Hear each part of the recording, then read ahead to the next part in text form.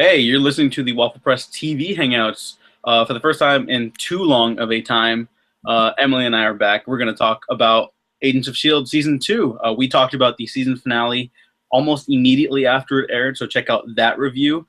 But again, I'm Diego Crespo, your host, and then my cohort and I, I'll let her introduce herself, actually. Go ahead. And Mighty Sophia in the house. And ready to do this thing. All right. Just to reiterate, what are your thoughts on the season as a whole for Agents of S.H.I.E.L.D. Season 2? You know, it's funny because once upon a time we attempted to do our fantastical full season review, and technology was against us on that day. But Oh, yeah.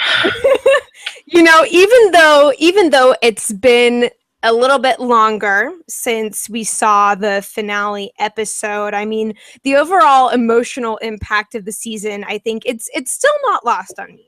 I am very excited for Hannibal this week, and my heart is quite it's been moving in that direction. But as I think back on, of course, the big cataclysmic finale and all of the events that led up to it, just the sheer scope of this season was so huge. So many characters improved, and just the emotional intensity of everything was through the roof. We really got to see so many characters fighting their demons and what it looks like to kind of come out on the other side of that. Some are choosing to take a darker path, like Ward. Others are choosing to kind of begin this new era, like Skye, who is now arguably going to be leading the Inhumans and serving as the liaison for S.H.I.E.L.D. as well. And now kind of the return of maybe one more or less cohesive S.H.I.E.L.D. after the big expose mid-season. But I so appreciate how full and how rich and how dynamic this season was, especially as compared to its predecessor. Do you want me to touch on some of my favorite moments, or? Yeah, let's hold off on that, and then I'll Okay. just give my thoughts, and then we'll go into a couple of our favorite moments, because this season That had a sounds lot good. of really cool stuff going on. Back Yeah, to my you. overall thoughts are major improvement. I still don't, it's not a perfect show by any means. There's some little issues here and there. Looking back, I think while I still enjoyed pretty much everything, there's some stuff where I'm less comfortable with, particularly the way the Inhumans story wraps up. It just kind of Mhm. ended for the sake of the season finale needing to end. Yeah. I don't know how I feel about Coulson saying like, "Oh, we'll just keep tabs on them and Yeah. track them down." Like, I'm a little iffy on that. If they Mhm. can catch that next season, or they're aware, that's like they're setting up. They're aware of it being like not the potential S.H.I.E.L.D. that Coulson had dreamed up, then that would be Yeah. cool. But pretty much everything else, I was really on board with new character dynamics. Grant Ward's fluctuating from wanting to redeem himself to just going full on villain mode. It's been a lot of Mhm. fun. Skye, great character arc this year. How they actually managed to make the show somewhat about her instead of just telling us it's about her. So that was Yes. great. Yes. Coulson doesn't really have much of an arc this year, but I think he's Mhm. still a good. You get to see that he's a capable leader. The new additions to the show, Bobby, Mac, Hunter, are all they breathe new life into the show, and I think every season they're going to need characters to do that. Not that there's not life in it now, just for a show as sprawling and globetrotting as this one, you Mhm. need new blood once in a while. Um, Yeah. Fitz and Simmons, fantastic, horrible cliffhanger that tore my heart out. Yeah, it's just there's so much to love about this show now, and I'm very happy that it mostly succeeded this year. And yeah, let's just get right Indeed. into some of our favorite moments. What are some of your favorite moments from the season? So some of my favorite moments, and it's tough to boil down because it feels like two different seasons in one. But I guess to kind of sum mine up, I'll just go through kind of my top five really fast and just list Yeah, go them straight ahead. in order. So number five was when Ward accidentally kills Agent 33. I think that was a cool moment because it was hard to tell if he actually had any kind of authentic care for her in his heart, because he's arguably cut and dry psychopath in a lot of ways, or not cut and dry. That he's still a pretty nuanced character, and I do appreciate the fact that the show is kind of running with him just going elsewhere. He's not getting back with the team anytime soon, and in fact might become their biggest adversary, in part because of this critical event. We realize in that moment he cares about her. Whoopsie daisy, she's gone. And now there's nothing holding him back from being everything that he can be in a bad way. But, it's fun. It's a fun new twist. Number 4 is the expose of the real S.H.I.E.L.D, which was just it was cathartic because it was getting frustrating, this friction between the main group and then Mac and Bobby, and not really understanding what was happening there. There was just like all of a sudden, oh, there is this tension. But then the way that when at last we finally see the full picture, and even in the form of flashbacks, we come to understand what's been moving behind the curtain, so to speak. And of course, this is the source of the only real arc that Coulson gets, is the fact that his leadership has been so hotly contested that another branch of S.H.I.E.L.D formed without him, and to exclude him in particular. So that was kind of an interesting way to deal with Coulson's character this season. But overall, it was interesting to kind of see all the tension and the flare-ups and how everybody acts after that, and trying to choose the sides and then bridge the gaps. I think it was a cool twist, especially after what went down with Hydra.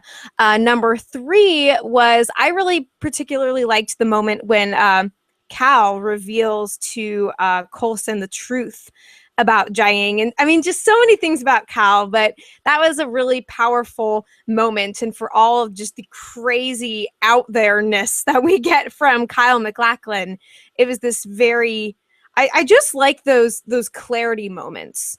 Whenever we had one of those in the season, just where everything kind of comes together, those things make me really happy and sad, because it's tragic what happened, and what happened to him as a result of his wife's actions, like putting her back together, and she essentially turns him into her killing machine, which was a crazy twist. Number 2, the exposure of Jiaying, who she truly was, because you would think that for all the buildup we had about Sky's parents, her finally finding her mother would be the beginning of this restoration for her. But in fact, her mother begins to, and even attempts to consume Sky in the final episode, which was just so crazy and so far removed from what I would have imagined when they first met and when she first began to instruct her in her powers. So yeah, and just the sort of Magneto-ness and Darth Vader-ness of Jiaying was very fun. And of course, my favorite things about the season were getting the exposure of the true powers of Sky, whether she is in combat, spy action, that beautiful tracking shot that we got that we cannot get enough of, or when she first really unleashes her Quake powers when she's being pursued by the other S.H.I.E.L.D. And just all of those were such big high points for me. And again, part of the overarching actually liking Sky as a character. And again, not just telling us that she's likable, but bringing us to a place where we can sympathize with her. So those are my favorite things from the season. All right, those are good choices. Mine are going to be sort of out of order. But at number 5, I have the death of Trip, plus the revelation that Sky is inhuman. An awesome cliffhanger, an awesome episode all around, one of the better ones of the series. Yeah. But that's the one that really changed the game, because then there's the revelation that, oh, there are more Inhumans here now. Like, even if I wasn't 100% sure if they were Inhumans or whatever, I knew everyone knows something that was the beginning of something much bigger and potentially better. And I think it was, if less condensed than the first half of the season. Right. But that's fine. I do love, I guess, number 4, the death of Agent 33. Yeah, it's on both of our lists, but it's such a good moment, and it's probably the most shocking of the season. I'll just toss that in here for that too. Yeah. Or at least it was more shocking to me because, yeah, I'm kind of unsure if Ward really does care about her or if he's just using her to, like, have someone obsess over him like he was over Sky. Yeah. And that was another moment. I'm just gonna toss that in here too for number 3. Sky shooting Grant Ward. Like, just again how far she's come as a character. That she's she's on my list twice already, and she was on yours as well. That when Grant Ward tells her like, "Oh, okay, I just stay here. I'm gonna see if the place is clear." She pulls out a gun from one of the guards on the ground. She's just like, nope, plugs 4 shots into his side. He's like, bye. Like, I couldn't believe what I was watching. Yeah, like, bye, Felicia. And then that was number 3, I believe. So number 2, I'll have this might be a cheat, but any moment with Kyle MacLachlan as Cal. It's never a cheat. Okay. Never. Okay, except for when he had the makeup on as Mr. Hyde. That was kind of disappointing. Yeah. I think that was a little cheap, even though the Flash had a gorilla on their show. It's fine. It's fine. It's still cool. The great character stuff, and I think that's what made the show this season a lot. Like, yeah, some of the special effects stuff and fights occasionally were a little disappointing, but the character stuff is solid now, and so that's what makes it exciting to tune in nowadays. And then this was on the original choice as well when we first recorded this, but number 1 is the entire season finale. The season finale was outstanding and probably the best episode of the show. There's so many good character moments, so many directions the show can go from here now. Yeah, it closed off a story, but then it opens up so many more possibilities, and it was just so good. And I really liking this show. Amen to that. Yeah, all right, so let's just talk into 2 more topics. Most valuable player and most improved. Let's talk about most improved first, because we have the same one. It's clear. Let's just say it at the same time, all right? Ready? 1, 2, 3. Sky. Yeah. I could have said Daisy. That would just mess it all up. No, Daisy Johnson, Sky. That would have been fun if I said, I mean, it's the same person, but yeah, I mean, she is a good character now. She's not just like, I have this issue once in a while with Joss Whedon. He's probably my favorite living writer, but at the same time, sometimes his Whedonisms get away from him, and he'll just have characters spout out little quips without actually being fully formed characters, or maybe even out of character. And that was kind of Sky at first, and then this kind of was her for most of the first season, and then the Winter Soldier stuff happens, everything starts getting better formed, and then by season 2, she's actually becoming an agent, and she actually has trial and error, and she goes through way more than any, or a lot of superheroes do in their first year on the job, essentially. And ultimately, this is her superhero origin story, and her first big bad is her mother. That's got to weigh on her heavily. And what do you think about Sky? Yeah, I mean, I think that you verbalized that so well, because I know that when Sky was first introduced, I mean, you know, she had all these little quips and just like, oh, she's so funny, she's so troubled, she's so all these things, and it's just like, but who are you really? Is what I kept asking. It's like, why should I care about you? Why should I care about your parents? I mean, not to be callous, but why? And I didn't really feel that the show gave a great basis for that inherently until this season, when, of course, we see that she is transformed in this way, and she comes to understand who she truly is, what she's truly capable of, finds her family again, and is just put in all, you know, again, refined by fire this season so well.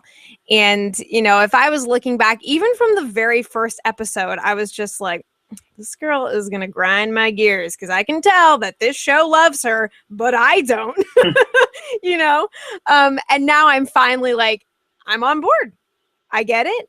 And I like her, and I appreciate the way that she responds to her struggles. And I think that getting to see her go through that in so many big ways this season really solidified her character as definitely the most improved, and in fact, one of my favorites of the series. So that's quite a feat, I have to say. Yeah, she Yeah. gets a kick-ass John Wick style action sequence, like a full-on minute long take. She gets a really cool revelation of powers moment. She does the really cool blowback of the real Shield forces, and then that guy gets pierced with a piece of wood, and then you don't see him for the rest of the season. I'm sure he'll be back, but they mention him being injured the next episode, and then it's like, oh yeah, Gonzalez or whatever his name was. Gonzalez, I think, was Edward James Olmos. Yeah, my bad. Yep. All right, and then most valuable player. I think we have different ones on this, so I'll let you go first. I think, see, I didn't save my notes from last time, so I was like, who did I even say? But I think that ultimately my MVP was Fitz. Because, okay, so we do have the same one. Yes, and I remember that we did talk about him too, and he was also a character refined by fire. Certainly the lovable source of comic relief, him and Fitzsimmons in the first season. And then the nature of the game was fundamentally altered when he suffered brain damage the bottom of the ocean, and seeing the way that even just the actor committed to the character and his struggles to form words and sentences to convey his ideas, still being very much aware of what's going on around him and wanting to contribute, but also feeling kind of marginalized just because of his inability to communicate fully. And then feeling that loss of relationship with Simmons that carried on for quite a long time. And so it was really, really ridiculously satisfying to see them start to reconcile with one another, and is now just blown right out of the water. So never mind. But at least to know that there is a conscious recognition and understanding between them that maybe it was too soon to let this go, even with what transpired. And he remained so central to what was going on with the group and so able to help, and was in fact the first person who was truly there for Sky after everyone was so afraid of her. And he was right there, the first to know who she truly was in that way, and stood by her side, whereas other people were like, it's a sickness, it's this and that, and he was just willing to accept her, just as I think that he would want to be accepted for who he is. So just emotions. I think he's the most lovable character of the group for sure. Him and Simmons. I think Simmons got really good stuff this year too, but I think Fitz gets he suffered maybe the most because he got severe brain trauma, which I very much like that they kept, and they never gave it an easy fix. Which I'm greatly appreciative for, like, because they could have just been like, oh, the Inhuman stuff maybe fix his brain at some point or something cheap, and they didn't cheapen his arc at all. They didn't cheapen his character stuff. He's growing as a character in different ways now, and he has to kind of relearn who he was as a S.H.I.E.L.D. agent, which I find fascinating. But ultimately, he does care about people, and I love his little road trip with Hunter and Coulson. For like that one episode. I love the awkward character pairings like that. I want to see more stuff of that next year. Like Mac and Fitz. Like, everyone loves Fitz. I think that is so great about it too. Like, the audience, everyone likes hanging around Fitz and stuff. I was very worried. I thought he died in the finale. That would have broken my heart like into a million pieces. I would have never recovered.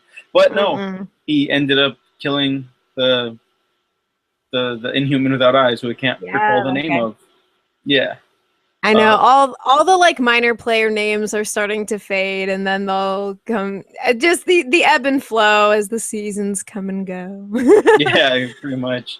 And then that nasty, brutal cliffhanger that just thank God the show didn't get canceled. That would have ruined me for the rest of my days. I know. I can't imagine that they would have aired that if it had been canceled. Like, that's just such a no-go. I don't know. I've seen a lot of TV shows in my day, and there are some brutal cliffhangers that just don't get resolved. Nope. I've seen things. It hurts. But yeah, like, those are our overall thoughts on Agents of S.H.I.E.L.D. Season 2. We were a little, maybe not unprepared, just had to get back in the flow of things in this episode, so thank you for sticking around for that. We'll be doing another episode. By the time this is released, it'll be the same day. Where we're going to start bringing back Netflix pick of the week. And then I want to do a top 5 best Hannibal moments up Yeah. leading up to the season premiere, because There we go. Jesus, early reviews coming in for Hannibal already, and they're saying that it is phenomenal, but that's pretty much expected at this point. Oh, well done. Yeah. I can't wait to see what minimalist lighting Brian Fuller uses this year. Maybe medieval century lamps. I don't know, but I love it. I love the show. But enough about that. That's for tomorrow talk. And for today, I guess if I had to settle on like a grade for Agents of S.H.I.E.L.D. this year, it'd be like a B plus. A really, really solid season. Totally. I'm right there with you. All right. Where can the people find you? I forgot to do this at the top of the episode. Oh, of course. You can find me at M Mighty Sophia on YouTube. That's EM, the word mighty, and SOFIA, which is also my public Facebook and my Twitter. I do all kinds of reviews and music and yada, yada, yada. So you can find me there. All right. Links to all that down the doobie-doo. And then, of course, you can get me at Dago Waffles. At We Talk Movies on Twitter for audienceseverywhere.net. Make sure to check out my reviews there. I got a couple coming out this week. And yes, like, subscribe to the YouTube channel. Check out the Movie Hero Show, Spidey Cast, all that good stuff. My name's Dave Crespo, and we have been, see, I'm out of the flow still. Emily and I have been Professionally Unprofessional.